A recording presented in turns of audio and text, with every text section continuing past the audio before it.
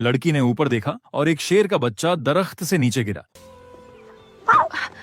उसे बिल्कुल नहीं पता था कि ये कहां से आया, लेकिन उसकी बेचारी सी छोटी सी शक्ल देखकर आलमा उसे अकेले जंगल में छोड़ने का सोच भी नहीं पाई, तो वह बच्चे को अपने साथ घर ले आई। जब आलमा दरवाजा बंद करने वाली थी, तभी एक सफेद भेड़िया जो अपने मुंह में एक भेड़िए का बच्चा उठाए हुए था, अचानक अंदर घुस आया और चुपचाप कमरे के कोने में बैठ गया। आलमा हैरान हो गई, लेकिन उसने हिम्मत जुटाकर ध्यान से देखा। पता चला कि उसने पहले भी इस सफेद भेड़िए को देखा था। कुछ दिन पहले जब वह जंगल में घूम रही थी, यह भेड़िया अचानक सामने आ गया था और उसे डरा दिया था, लेकिन यह सफेद भेड़िया बिल्कुल भी आक्रामक नहीं लग रहा था।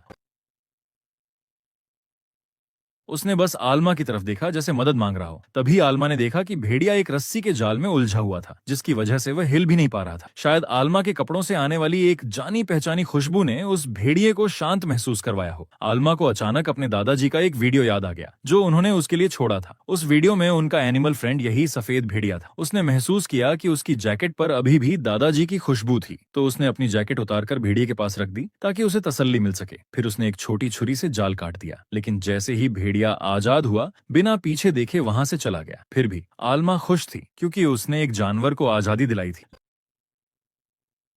लेकिन उसने यह कभी सोचा भी नहीं था कि वही सफेद भेड़िया अपने बच्चों को लेकर वापस आ जाएगा। वह आलमा के कमरे में घुस आया, जिसकी वजह से आलमा थोड़ी सी परेशान हो गई थी। उसका शांत सा घर अचानक एक चिड़ियाघर बन गया था।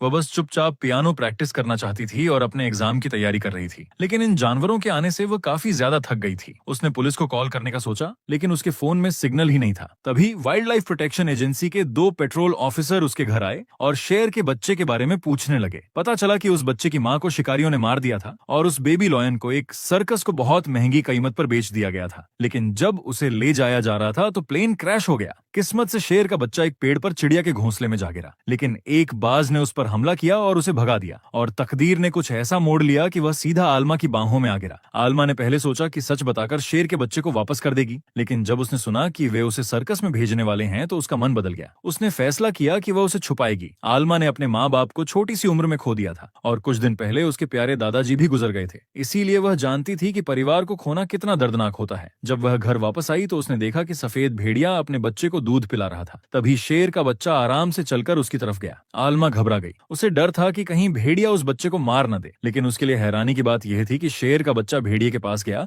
और भेड़िए के बच्चे के साथ दूध पीने लगा, और सफेद भेड़िए ने उसे रोका भी नहीं। शायद उसके लिए शेर का बच्चा भी एक छोटा सा बच्चा ही था जिसे सिर्फ प्यार और देखभाल की जरूरत थी। ये प्यारा नजारा देखकर आलमा का दिल भर आया और उसने दोनों को गोद लेने का फैसला कर लिया। अगले कुछ दिनों में दोनों छोटे बच्चे सबसे अच्छे दोस्त बन गए। वो दोनों बच्चे घर के अंदर बिना किसी फिक्र के खेलते रहते, इधर उधर उलट पुलट करते। सफेद भेड़िया रोज वक्त पर लौटकर उन्हें दूध पिलाता। इतना खूबसूरत नजारा देखकर आलमा ने अपना फोन निकाला और हर पल को रिकॉर्ड करना शुरू कर दिया। वक्त के साथ दोनों बच्चे आलमा से और भी ज्यादा जुड़ गए। वे हर जगह उसके पीछे पीछे घूमते। जब आलमा पियानो प्रैक्टिस करती तो वे दोनों चुपचाप बाहर खेलने चले जाते, लेकिन जैसे ही वह रुकती, दोनों उसके छोटे साए बन जाते, उसके बिल्कुल पास चिपक जाते। कभी कभी वे तीनों एक छोटी सी लकड़ी की केबिन में जंगल के बीच सो जाते, या कभी पानी में उछलते कूदते। शाम को वे किनारे बैठकर सूरज का ढलना देखते, और रात होते ही दोनों बच्चे आलमा के पास लिपट जाते और आराम से सो जाते। कुछ दिन बाद आलमा का बहुत इंतजार किया गया पियानो एग्जाम आ गया। उसने दोनों छोटों से कहा कि घर पर ही रहना, कोई शरारत मत करना, और वादा किया कि वह 2 दिन में वापस आ जाएगी। उसने एक खिड़की भी खोल दी ताकि सफेद भेड़िया आसानी से अंदर बाहर आ सके। जैसे उम्मीद थी, आलमा का परफॉर्मेंस बेमिसाल था। उसने सभी प्रतिभागियों में अपनी अलग पहचान बनाई और लॉस एंजलिस सिम्फनी ऑर्केस्ट्रा में जगह जीत ली। Alma Durango, congratulations. उसका जिंदगी भर का सपना पूरा हो गया, लेकिन आलमा खुश नहीं थी क्योंकि अब इसका मतलब था कि वह अब वापस लौटकर उन दोनों बच्चों का ध्यान नहीं रख पाएगी। भेड़िए के बच्चे के पास तो अभी भी उसकी माँ थी, लेकिन शेर के बच्चे के लिए आलमा ने एक सुरक्षित जगह ढूंढना शुरू किया। लेकिन मुसीबत उम्मीद से पहले ही आ गई। एक दिन जब सफेद भेड़िया शिकार पर गया था तो उसे वुल्फ कंजर्वेशन सेंटर के स्टाफ ने देख लिया। उन्होंने चुपचाप अपनी ट्रैंक्विलाइजर गन उठाई और बिना कुछ कहे सफेद भेड़िए को पकड़कर ले गए। जब आलमा घर लौटी तो जो दृश्य उसने देखा उसने उसे हिलाकर रख दिया। दोनों छोटे जानवर भूख से तड़पकर घर को उलट पलट कर चुके थे। हर जगह चीजें बिखरी हुई थीं, जिसे देखकर उसे गुस्सा आया, लेकिन जब उसने ढूंढा तो उसे सफेद भेड़िया कहीं नहीं मिला। भेड़िए को ढूंढने के लिए आलमा तुरंत बाहर भागी, लेकिन भेड़िया कहीं भी नजर नहीं आया। आखिरकार उसे मजबूरी में घर लौटना पड़ा ताकि भूखे बच्चों को कुछ खिला सके। सफेद भेड़िए का अचानक चला जाना आलमा के लिए बहुत ही तकलीफ देह था। उसे समझ नहीं आ रहा था कि वह एक साथ अपनी नौकरी और इन जानवरों की देखभाल कैसे करे। तो उसने एक मुश्किल फैसला लिया कि वह दोनों बच्चों को वाइल्ड लाइफ प्रोटेक्शन एजेंसी के हवाले कर देगी, क्योंकि शायद वहां वे ज्यादा सुरक्षित और खुश रहेंगे। शायद उन्हें भी कुछ अंदाजा हो गया था, इसलिए उस रात दोनों चुपचाप आलमा के बिस्तर में आ गए और उससे लिपट गए, जैसे कह रहे हो कि वे उसे छोड़ना नहीं चाहते। आलमा का दिल पिघल गया। उसने मन ही मन एक वादा किया कि वह कभी उन्हें अकेला नहीं छोड़ेगी। और फिर आलमा ने सिम्फनी ऑर्केस्ट्रा की नौकरी छोड़ दी और अपना पूरा समय उन दोनों को पालने में लगाने का फैसला कर लिया। सफेद भेड़िए के जाने के बाद दोनों बच्चे अब आलमा को ही अपनी माँ समझने लगे थे। आलमा ने उन्हें नए नाम दिए। भेड़िए का नाम रखा मोजार्ट और शेर के बच्चे का नाम ड्रीमर। जो सपना आलमा का था म्यूजिक का, वह अब इन दोनों के जरिए जीवित रहेगा। और मोजार्ट तो सच में एक म्यूजिशियन जैसा व्यवहार करने लगा। वह पियानो बजाने लगा जैसे कोई माएस्ट्रो हो। जब आलमा अपना हल्का फुल्का पियानो बजाती, उसकी मधुर धुन हर तरफ गूंजने लगती। तभी ठंड का मौसम आ गया। पूरा जंगल बर्फ से ढक गया। दोनों बच्चे अब बड़े और मजबूत हो चुके थे। आलमा हर रात उनके लिए स्वादिष्ट डिनर बनाती। उनकी भूख अब काफी बढ़ गई थी। दोनों मिलकर उनके लिए बहुत सारा गोश्त लाते ताकि वे पेट भरकर खा सकें। हालांकि जो हमेशा उनके लिए तैयार रहते थे, लेकिन उनकी बढ़ती साइज देखकर अब भी थोड़ा डर जाते थे। इसलिए उन्होंने आलमा से कहा कि वह हर दिन रेडियो पर उनसे संपर्क करे ताकि उसकी सुरक्षा का पता चलता रहे। जैसे जैसे मोजार्ट और ड्रीमर बड़े होते गए, उनका इलाका भी बढ़ता गया। लेकिन आलमा को अंदाजा नहीं था कि मौसम के बदलने के साथ साथ खतरा भी धीरे धीरे उनकी तरफ बढ़ रहा था। जैसे ही बर्फ पिघली, जंगल में फिर से जिंदगी लौट आई। एक दिन एक माँ और बेटी फूल तोड़ने के लिए आइलैंड पर आईं। मोजार्ट और ड्रीमर ने उन्हें देखा तो पूरी स्पीड से उनकी तरफ भाग पड़े। आलमा घबरा गई। उसे डर था कि कहीं कुछ गलत ना हो जाए। वह तेज दौड़ती हुई उन्हें रोकने चली, लेकिन अचानक एक पत्थर से टकरा गई और जमीन पर जोर से सिर लगने से बेहोश हो गई। आवाज सुनकर सबसे पहले मोजार्ट वापस आया। जब उसने आलमा को जमीन पर पड़ा देखा तो वह घबरा गया। जैसे कोई छोटा बच्चा गलती करने के बाद रोकर माफी मांगता है, वैसे ही मोजार्ट उसे बार बार धक्का देकर जगाने की कोशिश करने लगा। तभी ड्रीमर भी आ गया। दोनों उसके आसपास घूमते रहे और चीखते रहे, बस इस उम्मीद में कि कोई आकर मदद करे।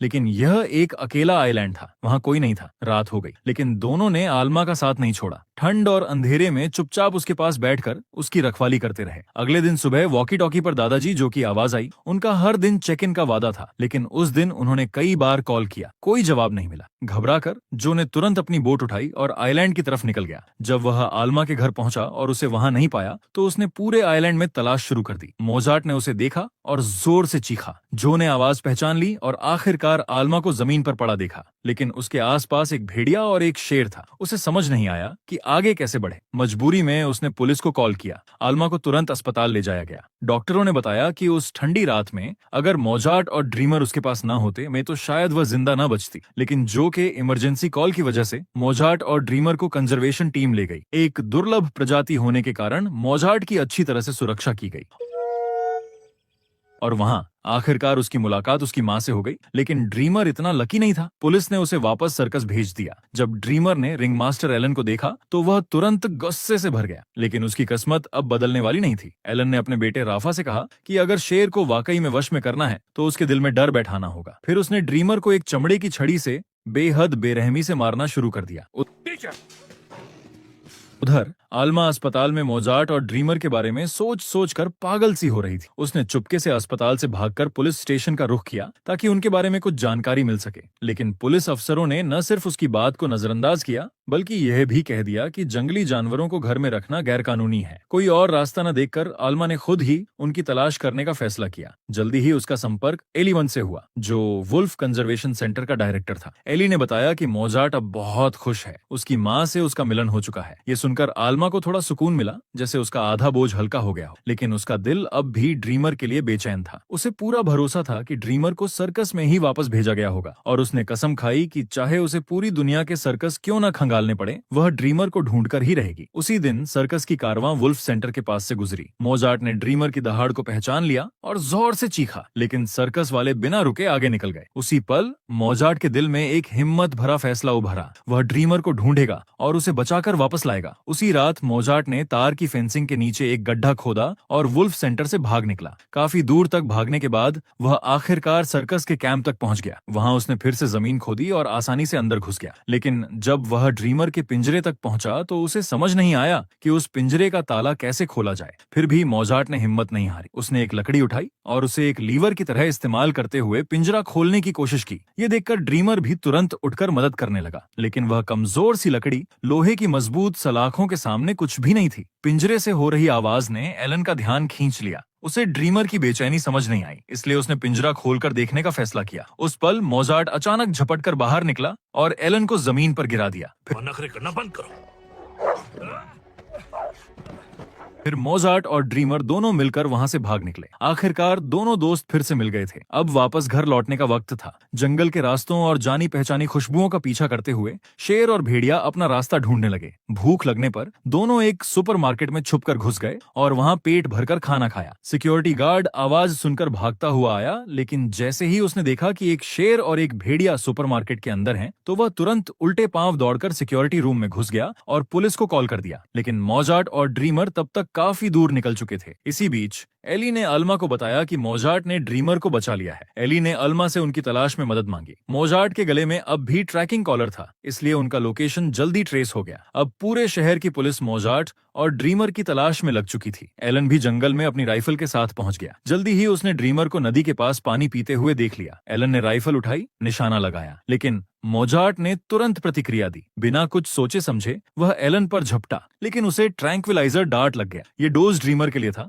और मोजार्ट के लिए यह जानलेवा हो सकता था। बचने के लिए एलन ने राफा से कहा कि ट्रैकिंग कॉलर को कहीं फेंक दो, लेकिन राफा ने चुपके से उसे अपने कपड़ों के नीचे छुपा लिया। एलन और राफा के जाने के बाद ड्रीमर मोजार्ट के पास दौड़कर आया और चिल्ला चिल्लाकर उसे जगाने की कोशिश करने लगा। एली और अल्मा ने ट्रैकर सिग्नल का इस्तेमाल करके एलन और राफा को ढूंढ कर निकाला, लेकिन एलन ने सब कुछ झूठ बोल दिया। कहा कि उसे तो कॉलर रास्ते से मिला। उनके जाने के बाद राफा बहाना बनाकर वॉशरूम गया, लेकिन चुपके से एली और अल्मा के पास लौट आया। उसने उन्हें वही जगह दिखाई जहां कभी सफेद भेड़िए को पकड़ा गया था, लेकिन मोजार्ट अब वहां नहीं था। अल्मा बहुत बेचैन थी। उन्हें पुलिस से पहले मोजार्ट और ड्रीमर को ढूंढना था। राफा के सुझाव से अल्मा के दिमाग में एक आइडिया आया। उसने सोचा कि वह जंगल के रास्ते से वही संगीत बजाते हुए ड्राइव करेगी जो वो प्रैक्टिस करते वक्त बजाया करती थी। जैसे ही संगीत बजना शुरू हुआ, ड्रीमर ने वो पहचानी हुई धुन सुनी और तुरंत बाहर भाग आया। अल्मा को देखकर वह खुशी से झूम उठा और उसे एक छोटी सी लकड़ी की झोपड़ी तक ले गया जो जंगल में थी। मोजार्ट भी पुनर्मिलन देखकर इतना खुश हुआ कि उसने अल्मा को प्यार भरे चुंबन दिए, जैसे अपनी सारी छुपी हुई भावनाएं निकाल रहा हो। अल्मा दौड़कर सबको बताने गई कि उसने मोजार्ट को ढूंढ लिया है, लेकिन तभी एलन राइफल के साथ आ गया और उसने मांग की कि ड्रीमर को उसके हवाले कर दिया जाए। सबको सबसे ज्यादा हैरानी तब हुई जब राफा अपने बाप एलन के सामने आ गया। उसी वक्त पुलिस भी वहां पहुंच गई। अल्मा तुरंत केबिन के अंदर भागी और मोजार्ट और ड्रीमर को एक छुपे हुए सुरंग के रास्ते बाहर निकाल ले गई। जब तक पुलिस अंदर आई, वो तीनों वहां से जा चुके थे। वो एक खोखले पेड़ के नीचे से बाहर निकले। झील के उस पार अल्मा का प्राइवेट आइलैंड था। अगर वे झील पार कर लेते तो वे सुरक्षित रहते, क्योंकि वहां पुलिस का कोई अधिकार क्षेत्र नहीं था। अल्मा अब भी परेशान थी। वो बार बार मोजार्ट और ड्रीमर को जल्दी करने को कह रही थी, लेकिन ड्रीमर पुलिस के सामने आगे बढ़ने लगा, क्योंकि वो चाहता था कि अल्मा और मोजार्ट के भागने के लिए थोड़ा वक्त मिल जाए। मजबूरी में अल्मा और मोजार्ट को पहले निकलना पड़ा। तभी गोली चलने की आवाज आई और अल्मा का दिल बैठ गया। उसे लगा कि शायद ड्रीमर को गोली लग गई है। दुख से भरी हुई अल्मा मोजार्ट के साथ आइलैंड पर वापस आ गई, लेकिन मोजार्ट जो कुछ नहीं समझ पाया था, झील के किनारे ड्रीमर का इंतजार करता रहा। तभी अचानक झाड़ियों से कुछ आवाज आई। सबने देखा एक जाना पहचाना सा साया अंधेरे से बाहर आया। वो ड्रीमर था। उसने किसी तरह पुलिस से बचकर निकलने में कामयाबी पाली थी। मोजार्ट खुशी से चिल्लाता हुआ ड्रीमर की तरफ दौड़ा। ये देखकर सबके चेहरे खुशी से खिल उठे। अब वो हमेशा के लिए उस प्यार से भरे आइलैंड पर जी सकते थे। सच्चा और निष्कलंक प्यार जातियों से परे होता है। दो जानवर जो आमतौर पर एक दूसरे के दुश्मन माने जाते हैं, उन्होंने सिर्फ प्यार की वजह से सबसे गहरी दोस्ती बना ली। हर जीव के पास एक आत्मा होती है। इस पल के बाद जिंदगी एक गीत बन गई और जज्बात एक नदी की तरह बहने लगे। डूबता सूरज नारंगी समुंदर में खो गया। शाम की ठंडी हवा भी उस प्यार की गर्मी के आगे झुक गई। जब तक दिल में प्यार जिंदा है, तब तक कोई पहाड़ ज्यादा ऊंचा नहीं लगता, कोई समुंदर ज्यादा गहरा नहीं लगता। हर जगह एक खूबसूरत मंजर बन जाती है। ये बात सिर्फ इंसानों के लिए नहीं, जानवरों के लिए भी उतनी ही सच है। ये एक सच्ची कहानी है। आखिर में भेड़िया और शेर हमेशा के लिए एक साथ रहने लगे। और अगर आप ऐसी और कहानियां देखना चाहते हैं तो चैनल को जरूर सब्सक्राइब करें।